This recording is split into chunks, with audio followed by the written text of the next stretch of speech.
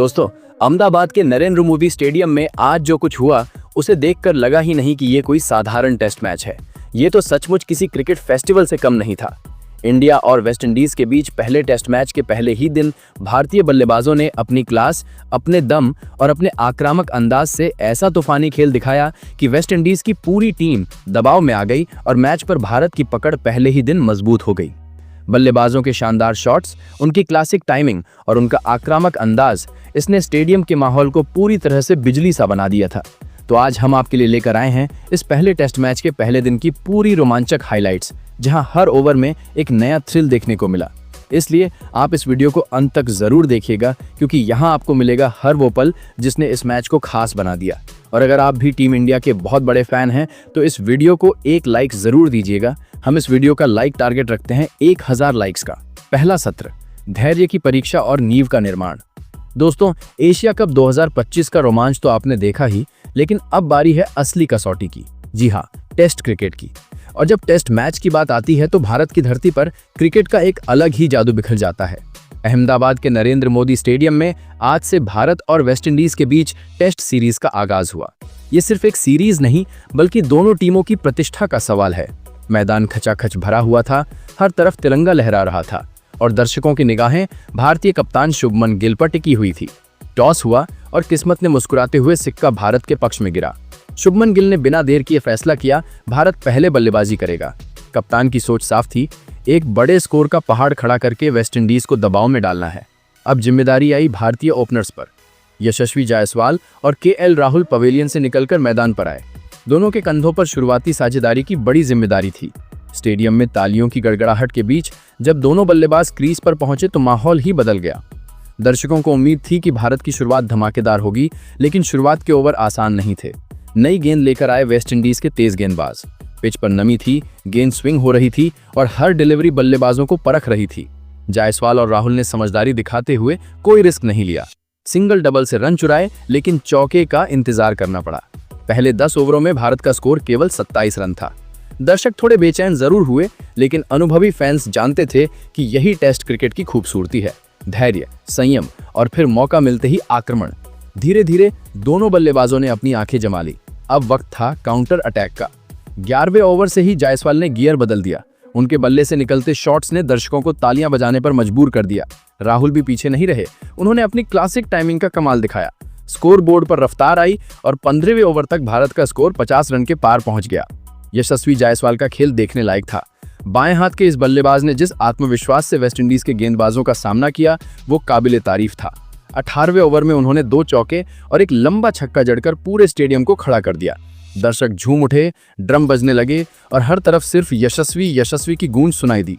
दूसरी ओर राहुल भी धीरे धीरे लय में आ चुके थे। उनका हर कवर ड्राइव चित्र जैसा सुंदर लग रहा था। राहुल का अंदाज थोड़ा शांत था, लेकिन उनका हर रन वेस्टइंडीज के लिए और दबाव का कारण बन रहा था। अब दोनों बल्लेबाज क्रीज पर सेट हो चुके थे और गेंदबाजों के लिए कोई मौका नहीं छोड़ रहे थे। 21वें ओवर में जैसे ही अल्जारी जोसेफ ने गेंद फेंकी, यशस्वी ने आगे बढ़कर शानदार चौका लगाया। ये शॉट सिर्फ रन नहीं था, बल्कि एक ऐलान था कि भारत अब रक्षात्मक नहीं, बल्कि आक्रामक मोड में है।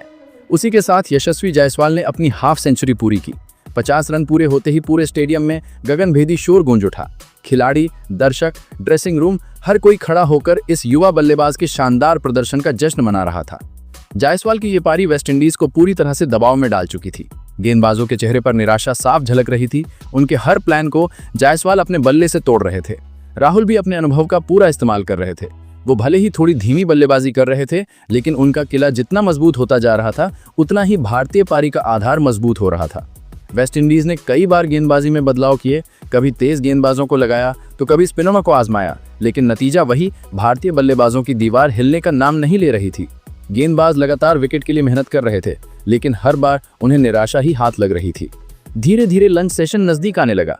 अब सवाल यह था कि क्या वेस्टइंडीज सेशन ब्रेक से पहले एक विकेट हासिल कर पाएगी, लेकिन भारतीय बल्लेबाजों ने यहां भी समझदारी दिखाई। उन्होंने विकेट कीमती मोती की तरह संभाल कर रखे। आखिरी ओवर में भी कोई रिस्क नहीं लिया और इस तरह पहले सेशन का खेल समाप्त हुआ। लंच तक भारत का स्कोर 94 रन बिना किसी नुकसान के। यशस्वी जायसवाल 56 रन पर नाबाद थे। राहुल 33 रन बनाकर क्रीज पर डटे हुए थे। दोनों बल्लेबाजों ने जो नींव रखी थी, वो बड़े स्कोर की तरफ साफ इशारा कर रही थी। इस पहले सेशन की खासियत सिर्फ रन नहीं थी, बल्कि दोनों बल्लेबाजों का संयम और आत्मविश्वास था। टेस्ट क्रिकेट का यही असली रंग है, धीरे धीरे शुरुआत करना, फिर विपक्षी टीम पर दबाव बनाना और सही मौके पर गियर बदलना। यशस्वी जायसवाल ने अपने आक्रामक अंदाज से दिखा दिया कि वो क्यों भारतीय क्रिकेट का भविष्य है, जबकि केएल राहुल का धैर्य और तकनीक साबित कर रही थी कि अनुभव का कोई तोड़ नहीं। दूसरा सत्र शतक का विस्फोट और राहुल की क्लास। जिसके बाद जैसे ही दूसरा सत्र का आगाज हुआ, भारतीय ओपनर्स यशस्वी जायसवाल और केएल राहुल एक बार फिर बल्ला थामे मैदान पर उतरे। दर्शक भी पूरी तरह तैयार थे। इस बार दोनों बल्लेबाजों ने वक्त जाया नहीं किया। सेशन का पहला ही ओवर जैसे एक इशारा था कि अब भारत रक्षात्मक नहीं रहने वाला है। खास तौर पर केएल राहुल, जो पहले सेशन में काफी धैर्य से खेल रहे थे, अब पूरी तरह बदले हुए अंदाज में नजर आए। पहली ही कुछ गेंदों पर उन्होंने शानदार स्ट्रोक्स लगाए और वेस्टइंडीज के गेंदबाजों को बता दिया कि अब असली खेल शुरू हो चुका है। सेशन के दूसरे ओवर में ही भारत का स्कोर 100 रन के पार पहुंच गया। दर्शक झूम उठे। टीम इंडिया की ड्रेसिंग रूम में तालियों की गूंज थी और कप्तान शुभमन गिल भी मुस्कुराते हुए नजर आए। अब राहुल का निशाना बने वेस्टइंडीज के स्पिन गेंदबाज। जैसे ही स्पिनर गेंदबाजी के लिए आए, राहुल ने एक के बाद एक शानदार चौके जमाए। उनका कवर ड्राइव और पुल शॉट देखकर दर्शक दंग रह गए। दूसरी ओर से यशस्वी जायसवाल तो पहले से ही अटैकिंग मोड में थे। उनके हर शॉट में आत्मविश्वास झलक रहा था, मानो वो गेंदबाजों को चुनौती दे रहे हों कि चाहे कोई भी गेंद डालो, अब रन निकल कर ही रहेंगे। हर ओवर से एक में एक बाउंड्री निकल रही थी। स्कोरबोर्ड तेजी से भाग रहा था और भारतीय फैंस का उत्साह सातवें आसमान पर था। चौका लगते ही स्टैंड से पटाखों जैसी आवाजें आ रही थीं। लगातार रन बनाते हुए आखिरकार राहुल ने भी अपनी शानदार 50 सेंचुरी पूरी की। वो पल बेहद खास था। राहुल ने बल्ला उठाकर दर्शकों का अभिवादन किया और ड्रेसिंग रूम से भी जमकर तालियां बजीं। राहुल की ये क्लासिक पारी टीम इंडिया को मजबूती दे रही थी। दूसरी ओर अब जायसवाल का गियर बदल चुका था। उन्होंने सिंगल और डबल पर भरोसा करना कम कर दिया था और बाउंड्री पर ज्यादा ध्यान दे रहे थे। उनके बल्ले से निकलते हर शॉट में ताकत भी थी और नजाकत भी। कभी कवर पर चौका तो कभी मिड विकेट के ऊपर से। ऐसा लग रहा था जैसे जायसवाल सिर्फ रन नहीं बना रहे, बल्कि वेस्टइंडीज के गेंदबाजों का मनोबल तोड़ रहे हैं। अब भारत का स्कोर 150 के पार जा चुका था और सबसे बड़ी बात यह थी कि अभी तक एक भी विकेट नहीं गिरा था। भारतीय प्रशंसकों के चेहरे पर खुशी साफ झलक रही थी। हर कोई इस बात पर चर्चा कर रहा था कि आज भारत बहुत बड़ा स्कोर बनाने वाला है। लेकिन क्रिकेट का खेल हमेशा अनिश्चितताओं से भरा होता है और ऐसा ही सरप्राइज लेकर आए वेस्टइंडीज के तेज गेंदबाज समर जोसेफ। उन्होंने गेंदबाजी में रफ्तार और उछाल का कमाल दिखाया। 44वें ओवर की तीसरी गेंद ऑफ स्टंप के बाहर हल्का सा मूवमेंट। राहुल ने खेलने की कोशिश की, लेकिन गेंद उनके बल्ले का किनारा लेती हुई स्लिप में चली गई। फील्डर ने कोई गलती नहीं की और राहुल की शानदार पारी का अंत हो गया। पूरा स्टेडियम एक पल के लिए शांत हो गया। राहुल ने 67 रन की क्लासिक पारी खेलकर भारत को मजबूत स्थिति में पहुंचा दिया था। जब वो पवेलियन लौटे तो दर्शकों ने खड़े होकर उनका अभिवादन किया।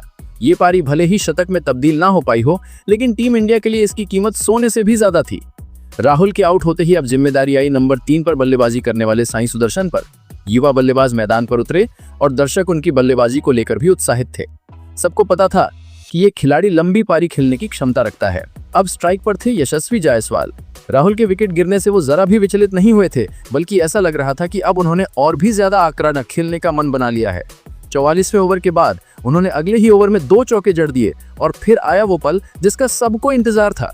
49वें ओवर की दूसरी गेंद पर यशस्वी ने लॉन्ग ऑन के ऊपर से शानदार छक्का जड़ दिया। जैसे ही गेंद हवा में गई, पूरा स्टेडियम खड़ा हो गया। गेंद बाउंड्री के बाहर गिरी और उसी के साथ यशस्वी जायसवाल ने अपना शतक पूरा किया। यशस्वी ने बल्ला उठाकर आसमान की ओर देखा, फिर ड्रेसिंग रूम और दर्शकों का अभिवादन स्वीकार किया। उनके शतक ने न सिर्फ भारतीय टीम को मजबूती दी, बल्कि वेस्टइंडीज को यह संदेश भी दिया कि ये तो बस शुरुआत है। इस सीरीज में आगे और बड़े धमाके देखने को मिलेंगे। दूसरी ओर साई सुदर्शन ने समझदारी दिखाई। उन्होंने शुरुआत में गेंदबाजों को पढ़ने पर ज्यादा ध्यान दिया। सिंगल और डबल लेकर खेलते रहे ताकि रन बनाने की गति बनी रहे और यशस्वी को स्ट्राइक मिलती रहे। अब मैदान पर हालात साफ थे। भारत पूरी तरह से हावी था। वेस्टइंडीज के गेंदबाज हर कोशिश कर चुके थे, लेकिन उनके पास अब कोई जवाब नहीं था। चाहे स्पिन हो या पेस, भारतीय बल्लेबाज हर डिलीवरी का करारा जवाब दे रहे थे। धीरे धीरे टाइम बीतता गया और सेशन का अंत नजदीक आने लगा। इस बीच यशस्वी कंटिन्यूअस अग्रेसिव शॉट्स खेलते रहे और उनका स्कोर 100 रन के पार निकल चुका था। साई सुदर्शन भी आत्मविश्वास के साथ टिक चुके थे और इस तरह जब अंपायर ने दिन की समाप्ति की घोषणा की, तब स्कोरबोर्ड पर भारत के 326 रन चमक रहे थे, सिर्फ 2 विकेट खोकर। यशस्वी जायसवाल 159 रन पर नाबाद थे, जबकि कप्तान शुभमन गिल 29 रन बनाकर डटे हुए थे। पहले दिन का खेल पूरी तरह से भारत के नाम रहा। ओपनिंग साझेदारी, यशस्वी का शतक, राहुल की हाफ सेंचुरी और अंत में कप्तान का संभलकर खेलना, सबने मिलकर भारत को इस टेस्ट मैच में बेहतरीन शुरुआत दिला दी। तो दोस्तों, आपके हिसाब से टीम इंडिया के पहले दिन की बल्लेबाजी का हीरो कौन था? आप अपनी राय कमेंट में जरूर बताइएगा। फैंस बोर्ड सांझी टीवी वार और बैट्समैन लगातार रन बनाकर अपनी टीम को मजबूती दे रहे थे। एक और शानदार चौके और शानदार छक्के हैं जो वेस्टइंडीज के गेंदबाजों पर भारी पड़ रहे हैं। भारतीय टीम की देने के लिए पहले दिन का स्कोर आप तक पहुंचाया गया है, जिससे दोनों टीम्स के मध्य टेस्ट मैच का आनंद लीजिए।